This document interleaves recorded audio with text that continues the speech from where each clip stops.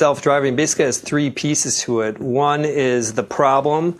Humans are bad drivers. Second is the tech. We're not there yet. Elon thinks we're there by the end of the year, which means we're probably a few years away. And then there's the political piece to the topic, and that's what that's the pressure point today. In the end, autonomous driving is going to be here, and I think that it's a function of time. You heard the man. Autonomy is just a function of time, and time is the topic of today's video. We'll look at what Tesla has done over time, going back more than a decade, what the so-called competition has done or has failed to do, what Tesla was doing more than a decade ago, what's just around the corner, and what the long term holds for Tesla. And a warning, ignore this video at your own peril. You will regret it. I don't say that often, I mean it. And while I can promise you will absolutely regret ignoring this video, I can't promise you'll regret not joining Patreon or subscribing over on X, but you might. Check the link to the pinned comment if you'd like more content and or just to support the channel. I think that the topic of self-driving basically has three pieces to it. One is the problem. Humans are bad drivers, and disappointing to report 40,000 plus people lose their lives in auto accidents. FYI, that's just in the US alone per year. Globally, the number in excess of 1 million. Never mind the number of people who are injured or permanently disabled. Probably at least 10 times as many. After all, relatively speaking, humans have only just descended from the trees. Now we're driving around multi-ton death machines. Second is the tech. We're not there yet. Elon thinks we're there by the end of the year, which means we're probably a few years away. Meanwhile, I'm still sticking to my long-term prediction. Late 2024, first Tesla Robotaxi allowed to operate legally somewhere in the US without human supervision. Of course, this is subject to change, but I haven't seen a single new data point that's caused me to change my mind. This prediction has remained consistent now for a couple of years. And then there's the political piece to the topic, and that's what that's the pressure point today. And this political piece is ripe for amplification because as politicians, many of them are content creators, and they want to build a narrative around their views that get people to move into action. And self-driving cars are one of those polarizing topics. And I think ultimately is that this political piece today doesn't really change the outcome of what's going to happen with autonomous driving. In the end, autonomous driving is going to be here. And I think that we're all going to be very happy for that 5-10 years down the road. And if you think about companies that are going to be benefiting from it, I think the two are most clear. Tesla, front and center. Elon said on their last earnings call that he expects a 30x times increase the amount of miles training their FSD within the next 12 months. And then you have Google with Waymo that doesn't get a lot of attention. So Kelly, it's a function of time, and it's Tesla and Google are the two companies. So Gene is absolutely right. Autonomy is just a function of time, but he's also completely and utterly wrong in thinking that Tesla and Google are in pole position. We'll discuss this more later in the video, and I've discussed it recently on this channel. Optically, if you look at the tip of the iceberg, you might think companies like Cruise and Waymo are on par with or even ahead of Tesla when it comes to solving autonomy, but they're just pulling off an elaborate party trick. That being said, we have a massive update, a huge watershed moment for autonomy. This post on X from the CEO and co-founder of Cruise. Thrilled to announce that the California Public Utilities Commission just approved Cruise for fared operation 24/7 across all of San Francisco. It's a huge milestone for the autonomous vehicle industry, but even more importantly, a signal to the country that California prioritizes progress over our tragic status quo. So to be very clear, Cruise are now able to legally operate robotaxis, fully autonomous vehicles with no human drivers, 24/7, and charge users for this service throughout the entire city of San Francisco. An entire city in the United States now has approved robotaxis. It's no longer in beta. They're no longer forced to only operate at certain hours of the day. They're now allowed to charge for these fares. This is a huge moment. So enjoy it while it lasts, Cruise. Once the Tesla robotaxis awaken, rest in fucking peace. For a very short window of time, Cruise and companies like Waymo are going to have the lion's share of autonomous vehicle fares in San Francisco. I highly encourage these companies to make hay while the sun shines. Again, the theme of today's video is time, and give it a few years, this window of opportunity is going to close. Now, as I mentioned, you will deeply regret ignoring this video. Stick around to the end because I'm building to a very important point. So now let's continue to explore this topic of time, looking at what Tesla's done over short and long intervals, what they were doing more than a decade ago, and what their so-called competition has done as I build to this very important point. Alex posted this over on X. As we can see, the big boys are coming. all over themselves, not for Tesla. We're looking at cumulative global battery electric vehicle sales, Tesla in yellow and VW Group in blue.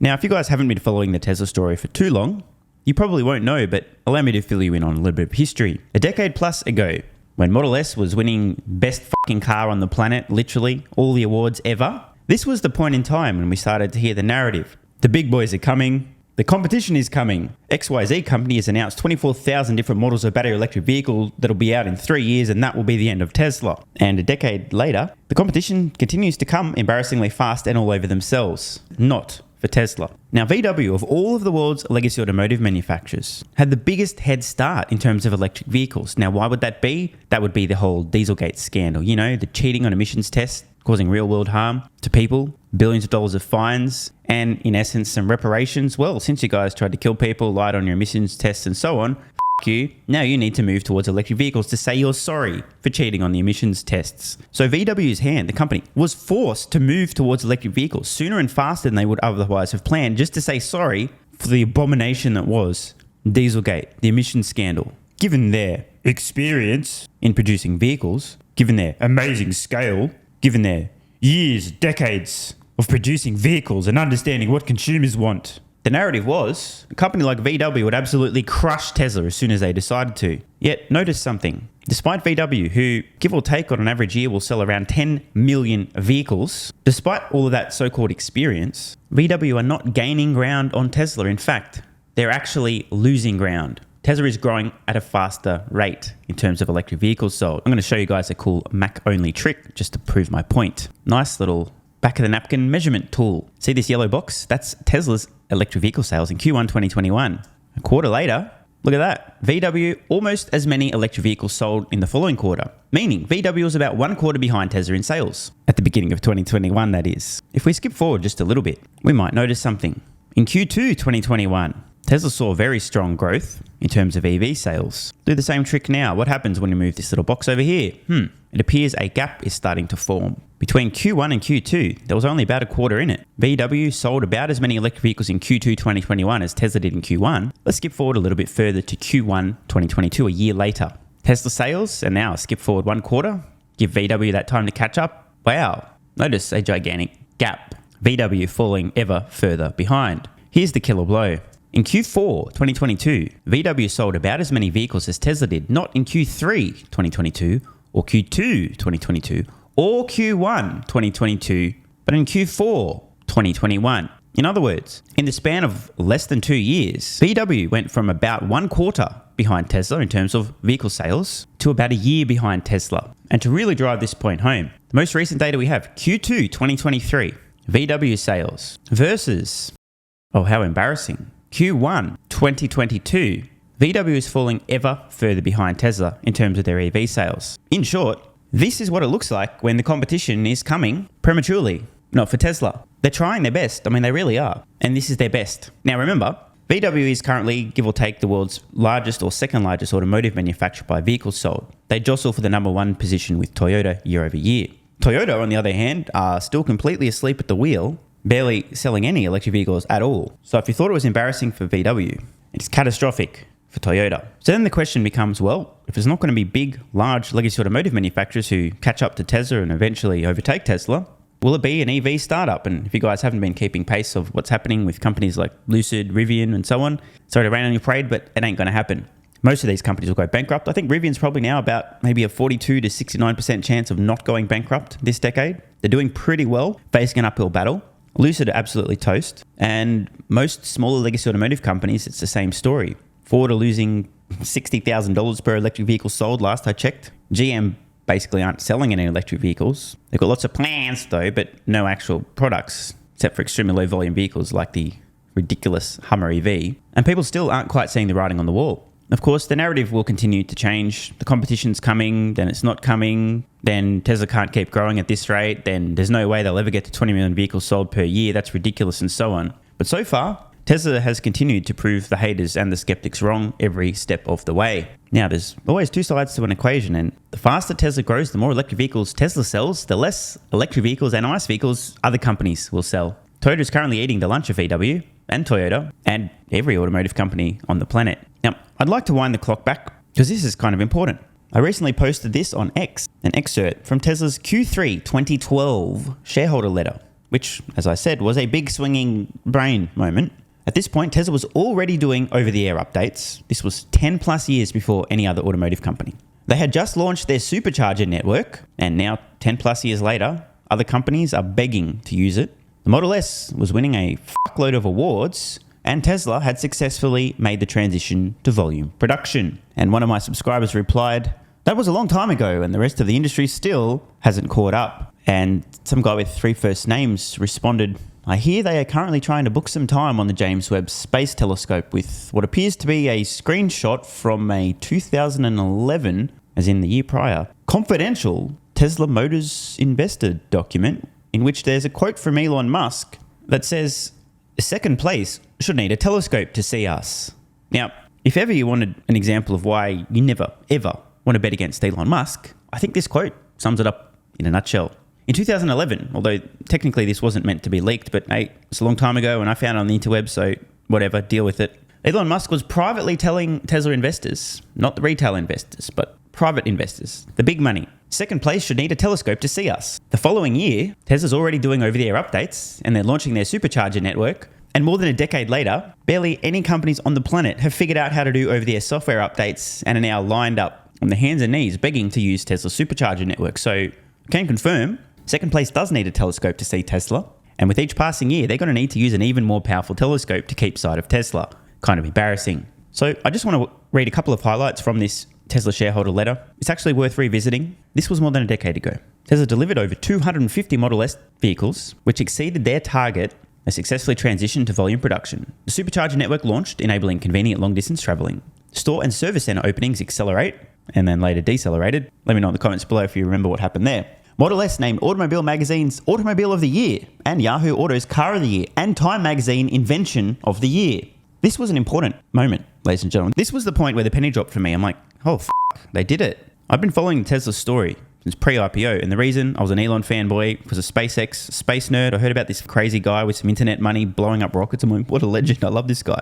So I hear about Tesla, and I was like, yeah, whatever, cool. I was paying attention, but I was much more interested in SpaceX. Once the Model S launched and began winning every award ever, I thought, oh, shit, they've nailed the technology here. Assuming they don't go bankrupt and they can keep executing on this plan, they're going to kill it. My workmates, colleagues, friends, and family began hearing a lot about Tesla at this point in time. A lot. I wouldn't shut up about the company. Meanwhile, I was still investing in real estate. I was still skeptical the company would survive. They might go bankrupt, so yeah, I'll keep buying in real estate. That ain't going to go bad for me. By the way, it didn't. Built a great financial foundation with real estate in Australia. But I always plan, if this company looks like they're going to survive, I'm going to start piling into their stock. And I began buying Tesla stock early 2016, just before the Model 3 unveiled, their next-gen vehicle.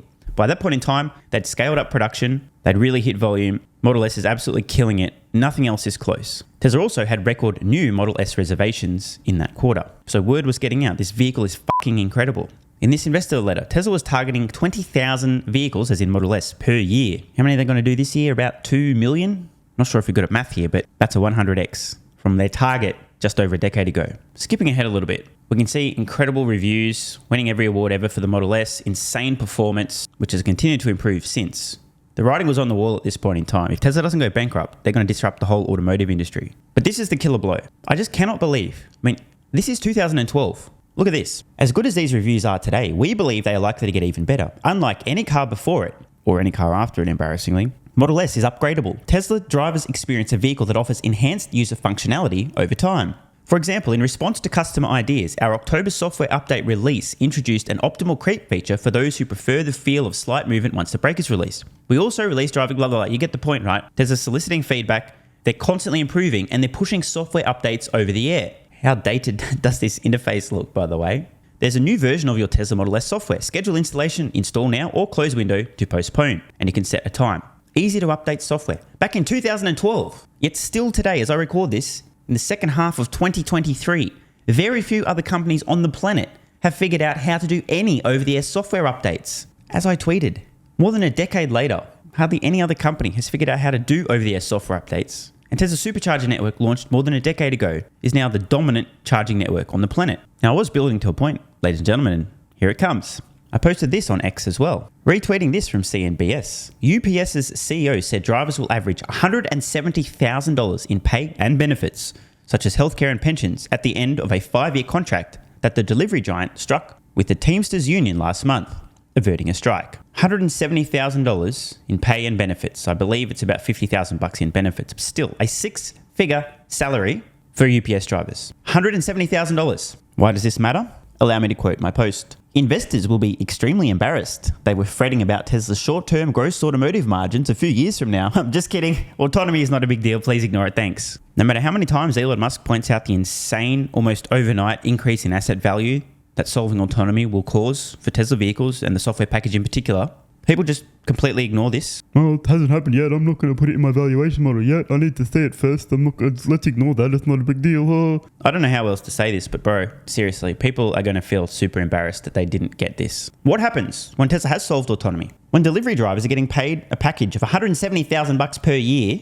and suddenly a company has millions of vehicles on roads that can, in essence, do a similar job, no driver required, with a software update, what do you think happens? If you wonder what happens, you don't know what happens, maybe head over to Patreon and check out my Tesla valuation model, available to supporters at the investor level and above. Or don't, but I'm telling you guys, I spent the last 4 years building an archive of videos I can revisit in which I repeated myself quintillions of times, pointing out the same opportunity over and over and over and over and over, day after day, week after week, year after year, because strangely people just widely don't seem to see what's around the corner. So exactly what is around the corner? This. Shout out once again to Whole Mars blog for sharing what people should really be paying attention to. This is a Tesla vehicle operating on FSD beta in my favorite city on the planet, San Francisco. Notice that there are no hands on the wheel. This vehicle is currently driving autonomously. Now, it will still occasionally make a mistake. This is why human intervention and supervision is necessary. But I just want to once again emphasize what's going on right now. It's August 2023. I'm recording this in the second half of 2023. I believe Tesla is on the cusp of solving autonomy. I suspect by late 2024, the first Tesla will legally be operating without human supervision somewhere on Earth, most likely in the syringe-filled human fecal matter encrusted city known as San Francisco. As we can see on screen right now, this is real-world intelligence. We are already seeing proof of concept right here. Obviously, over time, as more data is accumulated in different cities and different regions, this software will become more capable. There's a huge per capita number of Tesla vehicles in San Francisco in particular. So the functionality of the software is better in SF than just about anywhere else on the planet. But over time, it will improve everywhere. And people aren't getting this. I keep emphasizing this point because people constantly, I don't understand, bro. Your valuation's, you're stupid, man. Your fair valuation. Are you high, bro? That's ridiculous. What are you talking about? I'm just trying to really make sure that nobody misses out on this opportunity. Not a single hand has touched the wheel. There has been 0 interventions, right? And by the way, this is an intervention-free drive in 4K, the whole drive, no one touching a wheel. Why? Because this software is capable of doing this stuff. And people seem to be ignoring it. I just don't get it. Like I truly do not understand why people are not willing to go, hang on a minute. This is fucking incredible. And the problem's almost solved. And they're making incredible progress. And obviously, it's going to keep getting better over time. I mean, again, I think people just really are going to need to be turkey slapped in the face with the first approved Robotaxi before they even consider this possibility. But look, where are the hands on the wheel? They're not on the wheel. The car is doing everything. Seeing, perceiving, planning and acting in the real world. And this isn't a death machine. It isn't killing people and there were no HD mapping ahead of time. There's no LiDAR. This is real world intelligence and it's not perfect, but this is incredible. A real world demonstration of what Tesla software is already capable of doing. Yet most investors and just about everyone on Wall Street is completely ignoring autonomy. I just don't know what else to say. I think what I'm trying to say is, please don't say I didn't warn you. I've been repeating myself for years now. Tesla's on the cusp of solving autonomy. The progress is incredible. No one else is close. They have an unassailable data lead. Yet most investors, consciously or unconsciously, choose to ignore this. Do so at your own peril. No, I'm just kidding. Like for real, I'm just kidding. Autonomy is not a big deal. Just please ignore it. There's nothing to see here. It's not going to be huge. It's not a $10-trillion opportunity. And it's not going to be another case of people ignoring what was obviously happening right before their very eyes. Just like in Tesla's 2012 Q3 investor letter in which they were sharing their details about over-the-air updates, Model S winning every award ever, reaching volume production, and building out their supercharging network. There are never any clues about what Tesla intends to do over time. They don't have a history, a track record over an extended period of time of doing what they said they were going to do, establishing, maintaining and extending an unassailable lead, and therefore there is absolutely nothing to see here. Please move along. You definitely won't regret it. And besides, even if it turns out Tesla does solve autonomy and they do have an unassailable data lead and they have a generalized solution and there's literally no second place, if that does turn out to be the case, you won't regret missing that opportunity because it's not obvious today that Tesla does in fact have an unassailable data lead. They do in fact have the only generalized scalable solution for autonomy. And so it won't be your fault if you happen to miss this because the clues weren't there. And anyone who seems to think they've seen the clues and been buying Tesla stock with every spare cent, if it just so happens they were right, they weren't really right. They were just really lucky. Athletic Greens AG1 has given me a massive, meaningful boost in energy, allowing me to do a lot more every day, including using my brain more and using my body more. I highly recommend you guys and girls check it out. Athletic Greens AG1 is an excellent way to fill in nutritional gaps. It's got 75 high-quality vitamins, minerals, and whole food source nutrients, plus prebiotics and probiotics and digestive enzymes and adaptogens to help you deal with stress. Plus, if you click the link in the pinned comment or head to drinkag1.com/SMR, you can get yourself a 1-year free supply of vitamin D3 and K2. But don't take my word for it. Here's what some of you guys and girls have to say. AG1 has changed my life. I was, as you described, treating myself like a circus, ate like trash, rarely exercised, used alcohol as a stress crutch, cannabis also. AG1 is what gave me the kick in the ass, got me back to the gym, motivated me to do more for myself, family, my business, etc. Keep doing what you do. Now, I know there's some skeptics, the same kind of people who think Elon Musk is a fraud, reading this going, what do you thought? There's no way that's possible, bro. It must be a placebo effect. Believe it or not, this is a recurring theme. If you give your body everything it needs to feel and perform its best, including having a lot more energy, you'll need ways to use that energy. For me personally, that includes more exercise, moving my body more social activity, and more cognitively demanding tasks, including producing a fuck ton of exclusive content over on Twitter and on Patreon, plus my daily YouTube uploads. The proof's in the pudding. On to another testimonial from a viewer of this channel. SMR, you asked me to provide feedback on AG1. Here it is. It has helped with mental acuity, stamina, and intestinal waste management. Can't read between the lines. Certainly helps with regularity and digestion. That's what the digestive enzymes are for. It has also dramatically reduced my cravings for sugar. You guys need to stop eating sugar. It's fucking poison. I'm 50, 5'9", and overweight, aka a fat motherfucker. I think that's a technical term for overweight, isn't it? Is it fat motherfucker or obese? I can't remember. I average 100 hours a week in the West Texas oil fields as a safety supervisor. Jesus Christ, dude. No wonder you're struggling to keep your weight under control. 100 hours a week. Brutal. It has helped me lose weight. It is not an appetite suppressant. It can help fat people suppress cravings, and motivation to be healthier is critical for changing your diet. Love you, brother. Again, this is a great point and something people really don't seem to grasp. If you have more energy, everything becomes easier. It's like turning on easy mode for life. A few years ago, before I was taking AG1, my health was trash. I was struggling to get through the day, had afternoon fatigue. The last thing I wanted to do was either use my brain or move my body. Didn't have the energy. Now, my biggest struggle every day is figuring out ways to use that energy. I'm exercising way more, doing a lot more with my friends and family, and of course, my work output has increased substantially. And you can fact check me. Check out the average length of my videos I was posting to YouTube 3 years ago. Need I say more? And one final testimonial. Love this one. Okay, here's the deal for me with this AG1 shit. I'm 41 years old and not the type to eat, drink, smoke, or sleep healthy, so I was skeptical. That being said, here's what I experienced. Day 1, meh. Day 2, afternoon fatigue was about 45 minutes late. Day 3, 0 afternoon fatigue. Day 4, 0 afternoon fatigue plus extra energy. Day 5, again, 0 afternoon fatigue plus energy, wondering, what the fuck, really? See, this is the thing, right? The results for many people are just almost too good to be true. This is the same experience I had. My afternoon fatigue just vanished out of nowhere. I'm like, wait, what the fuck? Why am I not tired in the afternoons anymore? Surely, it's not that AG1, is it? Turns out it was. Day 6 and 7, same thing. Day 8, same thing. Plus, I had the want to get things done around the house that I normally would slack off and not get done. Again, the point, extra energy, you'll need to use it, you'll find ways to use it. Day 9, 10, and 11, and today is day 12.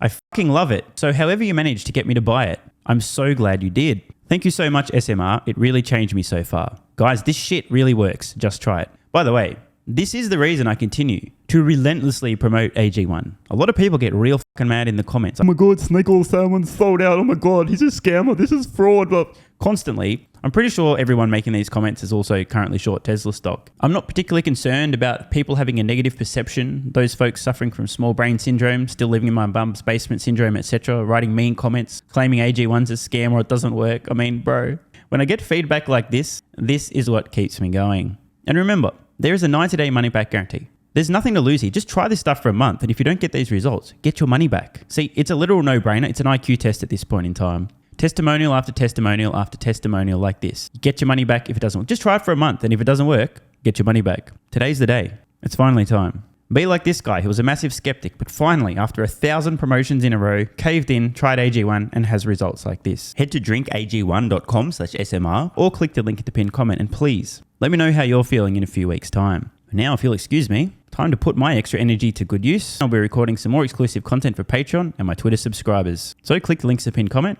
see you over on Twitter and or Patreon, and don't forget to grab your AG1. Love ya.